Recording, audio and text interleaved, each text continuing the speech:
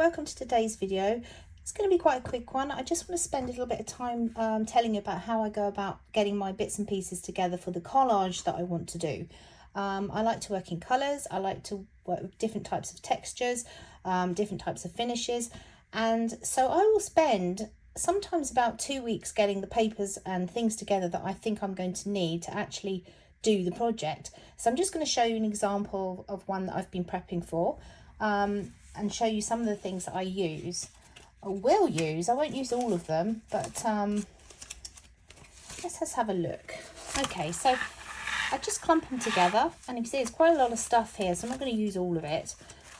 And in this pile, I've got a mixture of jelly plate printing, and you can see I've got some leaves here, all different sort of types of greens.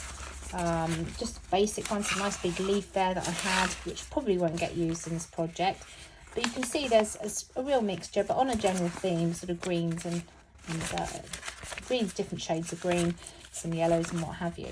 There's some other ones here, some smaller prints, quite like these, got a sort of batik effect going. There's some other scraps where I used some die cuts or some stencils. And you get the drift. Okay, so start with the pile of these kind of papers first generally. Okay, so if we move on, next stack that I've got, it's an interesting mix, and I don't throw anything away. If I'm clearing up, I've got bits of kitchen roll that I've used to mop up inks or paints.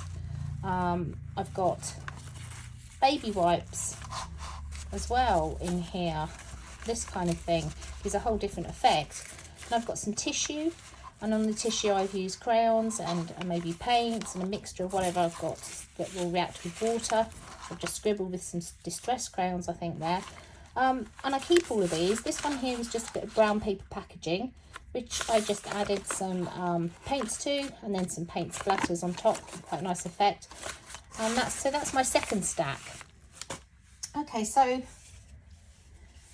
this third stack is just odds and ends of handmade papers, different textures, which I love. You can see sort of a mixture there, and a couple of pieces where I've used, you know, a stamp, so resist effect with chalks. So we stamp on it, and then we can use either paint or chalks in the background. This one's been embossed with white embossing powder. So that's another pile that I have. Then I just have some plain things which are embossed squares, and these ones I'll alter once they're into the journal book or on the piece I'm actually using. So I leave them white for now, and then I can add crayons, I can add inks, I can add whatever I like, chalks over the top of those. So interesting things that jump out, and they've got quite a lot of embossing folders, as I guess lots of you have. So this is an ideal opportunity to use them. Okay, so what else have we got? Random piece of vellum here which has leaves on, which is quite nice, which I may well use. And we've also got some tissue papers which have got some texture paste on, so I've used those through a stencil, and that creates some lovely sort of textured pieces that once you paste them into your collage, they will kind of, the background will disappear and you'll just be left with that lovely texture.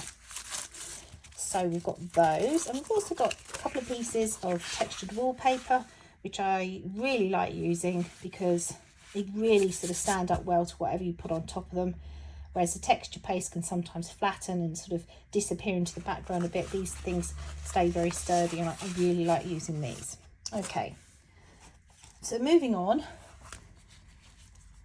This technique I saw somewhere. I'd love to credit where I saw it, but I can't. But this is something new to me because I do tend to use things like this, washi tapes and what have you, and there's lots of nice greens there. But this one, we just sort of took the masking tape and stamped onto them.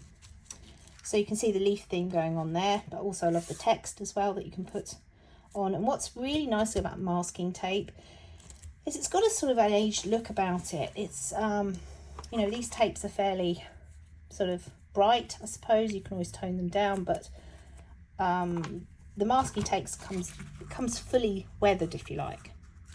And one of these, I think It might be this one. One of these has actually got embossing powder, distress embossing powder on as well to give it a texture. Okay, so it's almost there with these. And just some random pieces.